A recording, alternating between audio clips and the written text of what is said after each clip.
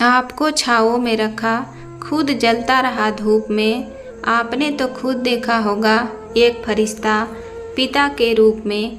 नमस्कार प्रिय दोस्तों, स्वागत है आप सभी को हमारे चैनल में। आज की कहानी है पिता को वृद्धा आश्रम भेजना, बेटे बहू पर पड़ा भारी। कहानी को शुरू करने से पहले आप सबसे एक रिक्वेस्ट है, अगर कहानी पसंद आती हो तो प्लीज़ लाइक शेयर सब्सक्राइब करके प्यारा सा कमेंट करना ना भूलें। चलिए कहानी को सुनते हैं। बेटा, कहाँ ले आए हो तुम दोनों मुझे? यह तो वृद्धा आश्रम है। तुम तो कह रहे थे कि चाचा जी याद कर रहे हैं बहुत दिनों से मुझे, इसलिए थोड़े दिन मुझे मेरे भाई के यहाँ छोड़ने जा रहे हो। फिर गाड़ी यहाँ क्यों रोक दी तुमने? यमुना प्रसाद जी ने वृद्धा आश्रम को देखकर अपने बेटे बंटी से पूछा। बंटी बोला, पापा, मैं आपको वृद्धा आश्रम ही छोड़ने आया हूँ। आपका कोई भाई वाई आपको याद नहीं कर रहा है? मगर यदि कल आपको बता देता कि आपको वृद्धा आश्रम चलना है तो शायद आप आने के लिए तैयार ना होते, इसलिए आपको बिना बताए मुझे यह कदम उठाना पड़ा। कार में आगे की सीट पर बंटी के बगल में बैठी बंटी की पत्नी नैना बोली, पापा जी, टाइम वेस्ट मत कीजिए और कार से जल्दी उतर जाइए। हमें आपको छोड़कर पार्टी में जाना है। हमारे दोस्त हमारा इंतज़ार कर रहे होंगे। पहले से आपने हमारा बहुत टाइम वेस्ट कर दिया है। पहले आपको अपने कपड़े नहीं मिल रहे थे, फिर आपको अपना टूथब्रश याद आया और निकलते समय मम्मी जी की तस्वीर याद आ गई। एक सामान याद करने और लेने में आपने हमें बहुत देरी करवा दी है। यमुना प्रसाद जी गाड़ी में बैठे बैठे गिड़गिड़ाते हुए बोले, यह तुम लोग मेरे साथ अच्छा नहीं कर रहे हो। मुझे मेरे भाई का नाम लेकर वृद्धा आश्रम छोड़कर जा रहे हो। बंटी, क्या नहीं किया मैंने तुम्हारे लिए? बचपन में तुमने जो मांगा वो दिया। अपनी पाई पाई जोड़कर तुम्हारे भविष्य के लिए बचाए, और तू मेरे सगे बेटे होकर मुझे यहाँ छोड़ने आए हो। बंटी बोला, पापा, वैसे भी क्या कर दिया है आपने मेरे लिए? पढ़ा लिखा कर बड़ा करना हर माँ बाप का फर्ज होता है। अब इस उम्र में आपके लिए यही सही जगह है। फिक्र मत कीजिए, थोड़े दिनों में यहाँ आपके दोस्त बन जाएंगे, फिर आपका यहाँ मन लग जाएगा। वृद्धा आश्रम ही आप जैसे बूढ़ों के लिए सही जगह है। यमुना प्रसाद जी बोले, मुझे नहीं चाहिए बेटा दोस्त, मुझे बस मेरे बच्चों के साथ रहना है। मुझे तो मेरे घर रहना है, मुझे घर वापस ले चलो बेटा। नैना बोली, पापा जी, कौन सा घर? अब वो घर आपका नहीं है, समझे? अब वह घर हमारा है। आपका यहाँ आराम से रहिए और हमें वहाँ आराम से रहने दीजिए, ताकि हम अपने घर में भी दोस्तों को बुलाकर पार्टी कर सके। वैसे भी आपको तो यह पार्टी वगैरह पसंद नहीं, इसलिए आपके लिए यही सही जगह है। बंटी भी नैना की हाँ में हाँ मिलाते हुए बोला, हाँ पापा, नैना बिल्कुल सही बोल रही है। हमारे घर में भी अब से ज़्यादातर पार्टियां ही होगी और हमें उसमें कोई रुकावट नहीं चाहिए, इसलिए बेहतर है आप यहीं रहिए। यमुना प्रसाद जी बोले, क्या इसी दिन के लिए माँ बाप औलाद को इतना बड़ा करते हैं? बंटी ने कार में से उतरकर पीछे वाली डिक्की खोली और पापा का सामान निकालकर नीचे फेंक दिया और दोनों हाथ जोड़कर बोला, आप जाइए अंदर, ताकि हम भी यहाँ से जल्दी जा सके। नैना बोली, और कितना टाइम वेस्ट करेंगे हमारा? यमुना प्रसाद जी बेटे बहू का ऐसा व्यवहार देखकर दंग रह गए और चुपचाप कार से उतर गए। जैसे ही कार से उतरे, बंटी ने झट से अपनी गाड़ी घुमाई और वहाँ से चला गया। नैना बोली, अच्छा हुआ हमेशा के लिए बला टली। यमुना प्रसाद जी ने अपना नीचे पड़ा सामान उठाया और भीगी पलक लिए अंदर वृद्धा आश्रम में चल पड़े। अंदर से एक सहकर्मी आया और उसने यमुना प्रसाद जी के हाथ से सामान ले लिया। सहकर्मी से यमुना प्रसाद जी आंसू ना छुपा सके। वह बोले, बाबूजी रोइए मत, यहाँ आपके जैसे हजारों वृद्ध आदमी हैं जिनको अपने बेटे बहू ने अपने ही घर से बेदखल कर दिया है। जब यह वृद्धाश्रम इतने बूढ़ों का भार उठा रहा है तो आपका भी उठा ही लेगा। यमुना प्रसाद जी ने पूछा, बेटा तुम्हारा नाम क्या है और कितने सालों से यहाँ काम कर रहे हो? सहकर्मी बोला, मेरा नाम राघव है बाबूजी, और मैं 5 सालों से यहाँ सभी की सेवा कर रहा हूँ।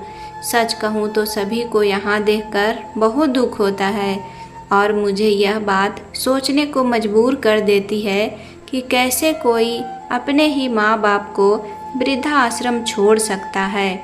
वैसे बाबूजी आप मुझे अपना ही समझना और कोई भी काम हो तो मुझे आवाज़ देना। राघव यमुना प्रसाद जी को उनका कमरा दिखाते हुए बोला। वैसे आपके साथ ऐसा क्या हुआ बाबूजी कि आप यहाँ पहुँचे? यमुना प्रसाद जी कमरे के पलंग पर बैठकर रो पड़े और बोले, राघव मेरी पत्नी का निधन हुए 2 साल हो चुके हैं। मेरी पत्नी गोदावरी के निधन के बाद मैं ज़्यादा बीमार ही रहने लगा। मुझे 2 रोटी भी ना खाई जाती थी। एक दिन बहू नैना से मैं बोला, बेटा मुझे यह रोटी सब्जी नहीं खाई जाती है, हो सके तो मेरे लिए अलग से खिचड़ी या दलिया बना लो। बस मेरे इतना कहते ही बहू मुझ पर भड़क पड़ी। कहने लगी, आपको तो घर बैठे बैठे फरमाइशें सूझ रही है, कभी यह बना दो कभी वो बना दो। मैं क्या आपकी नौकरानी हूँ? मेरी बात कान खोल कर सुन लीजिए। अब आपकी पत्नी तो दुनिया में रही नहीं जो आपकी फरमाइश पूरी करती थी, और मुझ पर यह जोर ज़बरदस्ती नहीं चलेगी। बेटा बंटी भी उस दिन नैना से बोला, नैना बना दो ना खिचड़ी, खिचड़ी बनाने में भला कितना ही समय लग जाएगा। नैना बोली, बंटी तुम्हारे पापा के लिए मुझसे अलग से कुछ ना बन पाएगा, जो भी है यही खाना पड़ेगा। वैसे भी अब यह बूढ़े हो चुके हैं और उनकी तबीयत भी ठीक नहीं रहती। मुझे इनका अलग से काम नहीं होगा, तुम इन्हें वृद्धाश्रम छोड़ दो। यह सुनते ही मैं डर गया। मैं बोला, बहू अब आगे से मैं तुम्हें कभी कुछ नहीं कहूँगा, मगर मुझे वृद्धाश्रम भेजने की बात मत करना। उसके बाद मुझे बहू जो खाने को देती मैं चुपचाप खा लेता था, भले मेरा पेट साथ दे या ना दे, मगर मैं उसे कुछ नहीं कहता। एक दिन बंटी जब मुझे जेब खर्ची के पैसे दे रहा था तो नैना ने बंटी के हाथ से पैसे खींच लिए और बोली, क्या ज़रूरत है बंटी इन्हें पैसे देने की? पूरे दिन घर में पड़े रहते हैं, टीवी और बिजली का बिल बढ़ाते रहते हैं, खाने को भी सब कुछ मिल जाता है, तो उन्हें जेब खर्ची किस बात की दी जा रही है? मैं बोला, बेटा कभी कभी नीचे दोस्तों के साथ टहलने जाते हैं तो कभी दोस्त कहता है कि रिक्शा में मंदिर चले जाते हैं। अब इस उम्र में इतना चलना हो नहीं पाता है कि मंदिर चल कर जाएं। तब जेब में 2 पैसे चाहिए होते हैं तो रिक्शा पकड़ सकते हैं, वरना दोस्तों के सामने शर्म महसूस होती है। नैना बोली, पापा जी कोई ज़रूरत नहीं है दूर दूर मंदिर जाने की, हमारे बगल वाले मंदिर ही जाया कीजिए ताकि रिक्शा के पैसे बच जाए। बंटी बोला, पापा नैना सही कह रही है। बस उसे दिन से मुझे जेब खर्ची भी मिलनी बंद हो गई। मैं तो चुपचाप ज़िंदगी गुजर बसर कर रहा था और साथ ही भगवान से प्रार्थना भी कर रहा था, हे भगवान अब मुझे भी जल्दी उठा लो। गोदावरी ना जाने तुम मुझसे पहले क्यों चली गई। मुझे उसका बहुत सहारा था। उसके जाने के बाद बहुत अकेला महसूस करने लगा था मैं। थोड़े दिनों बाद घर में बंटी और नैना आए दिन अपने दोस्तों को बुलाकर पार्टी करने लगे। मेरे कमरों को वे लोग बाहर से ताला लगा देते। मैं उस छोटे से कमरों में पड़ा रहता। मगर एक रोज़ रात को बाहर पार्टी चल रही थी और मुझे कमरे में बेचैनी महसूस होने लगी। मेरा दम घुटने लगा तो मैंने दरवाज़ा खटखटाना शुरू कर दिया। बहुत देर बाद बंटी और नैना ने दरवाज़ा खोला और मुझे डांटने लगे। आज आपकी वजह से हमें अपने पार्टी जल्दी ख़त्म करनी पड़ी और हमारे दोस्तों को ऐसे ही वापस भेजना पड़ा। बंटी भड़क कर बोला, आपने मेरा मूड ख़राब कर दिया आज। दोनों ने मेरा हाल चाल भी नहीं पूछा। मैं थोड़ी देर तक हांफता रहा मगर दोनों मुझे अनदेखा करके अपने कमरे में चले गए और आज मुझे मेरे भाई के घर छोड़ने का झूठ बोलकर यहाँ वृद्धा आश्रम छोड़कर चले गए। मैं गिड़गिड़ाता रहा मगर दोनों ने मेरी एक न सुनी।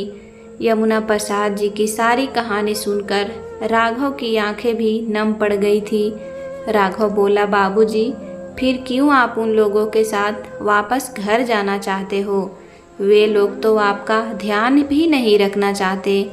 यहाँ कम से कम आपका ध्यान तो रखा जाएगा।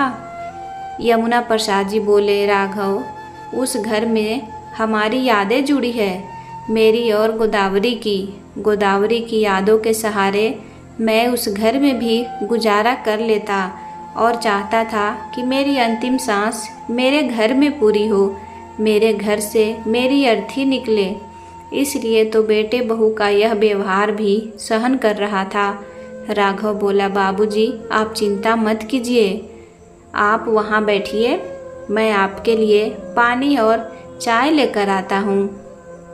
यमुना प्रसाद जी ने अपने आंसुओं को पोंछा और अपने बैग में से गोदावरी जी की तस्वीर निकाल कर देखने लगे। राघव उतने में यमुना प्रसाद जी के लिए चाय नाश्ता लेकर आ गया। यमुना प्रसाद जी धीरे धीरे वृद्धा आश्रम में रचने बसने लगे थे मगर उन्हें घर बहुत याद आता था। उनके घर के आसपास रहने वाले उनके सभी मित्र बहुत याद आते थे। सुबह सारे वृद्ध आदमी मित्र साथ में सैर सपाटे के लिए जाते हैं और शाम होते ही समिति के मंच पर बैठकर गप्पे मारते थे। घर में बेटे बहू का व्यवहार बहुत अखरता था मगर कम से कम उस घर में गोदावरी की यादें तो बसी हुई थी। तन्हाइयों में उन्हें यादों के सहारे ही जिंदगी कट जाती थी। एक दिन यमुना प्रसाद जी वृद्धा आश्रम में कुछ पेड़ लगा रहे थे कि उन्हें अपने दोस्त शर्मा जी की बेटी ऋचा ने देखा और बोली, अंकल जी, आप यहाँ कैसे? ऋचा को देखते ही यमुना प्रसाद जी भाव विभोर हो उठे और उन्होंने सारी घटना ऋचा को बता दी। ऋचा पेशे से वकील थी। दूसरे दिन ही बंटी के घर नोटिस पहुंच गया। नोटिस देखकर बंटी के पैरों तले जमीन खिसक गई। बंटी बोला, नैना, घर खाली करने का नोटिस आया है। नैना गुस्से से बोली, बंटी, तुम भी बुद्धू ही रहोगे। पापा जी वृद्धा आश्रम छोड़ने से पहले यह तो देख लेते कि घर का लोन उन्होंने पूरा भर दिया है या नहीं। अब हम क्या करेंगे, कहाँ जाएंगे? बंटी बोला, घर का लोन तो पूरा भरा जा चुका है, फिर पता नहीं यह घर खाली करने का नोटिस क्यों आया है। अभी की अभी इस वकील के पास चलते हैं जिसने हमें यह नोटिस भेजा है। बंटी और नैना ऋचा के पास पहुंचकर बोले, घर खाली करने का नोटिस क्यों आया है हमें? हम इस घर के मालिक हैं। ऋचा ने अंदर से यमुना प्रसाद जी को बुलाया और बोली, अगर तुम दोनों इस घर के मालिक हो तो यह कौन है? यमुना प्रसाद जी को देखकर बेटा बहू हक्का बक्का रह गए और बंटी बोला, पापा, आप बताइए इनको कि असली हकदार तो मैं ही हूँ इस प्रॉपर्टी का। आखिर उस घर पर मेरा भी उतना ही हक है जितना आपका है। यमुना प्रसाद जी बोले, तू असली हकदार कब से हो गए? उस दिन क्या कह रहे थे तुम कि मैं तुम लोगों के लिए आखिर किया ही क्या है? तुम्हें पढ़ाया लिखाया, इस काबिल बनाया कि तुम आज अपने पैरों पर खड़े हो। और बहू, तुम्हें हमेशा अपनी बेटी माना, मगर दोनों ने मेरे साथ क्या किया? मुझे इस उम्र में जब तुम्हारी सबसे ज़्यादा ज़रूरत थी, तुम दोनों ने मुझे वृद्धा आश्रम पहुंचा दिया। ऋचा बोली, कानून के अनुसार अगर बच्चे अपने माता पिता को घर से निकाल दे तो उनकी प्रॉपर्टी पर भी उनका कोई हक नहीं होता। बंटी और नैना दोनों यमुना प्रसाद जी से माफ़ी मांगने लगे और बंटी बोला, पापा जी आप चलिए, हमारे साथ ही रहिए, मगर हमें घर से मत निकालिए। नैना बोली, पापा जी आप तो मुझे अपनी बेटी समझते थे ना, आप हमारे साथ ऐसा कैसे कर सकते हैं? ऋचा बोली, तुम दोनों अपना यह नाटक बंद करो। जो बच्चे अपने बूढ़े माता पिता को घर से निकाल दे, ऐसे बच्चों को कभी माफ़ नहीं किया जा सकता। यमुना प्रसाद जी को ऋचा ने हौसला दिया था, जिससे यमुना प्रसाद जी में वापस आत्मसम्मान लौट आया था और वह बोले, तुम दोनों मुझे क्या रखोगे? मैं ही अब तुम दोनों को अपने साथ नहीं रखूँगा। मैं तुम दोनों को मेरी प्रॉपर्टी से बेदखल करता हूँ। आज बहुत दिनों बाद यमुना प्रसाद जी का खोया आत्मसम्मान वापस लौट आया था।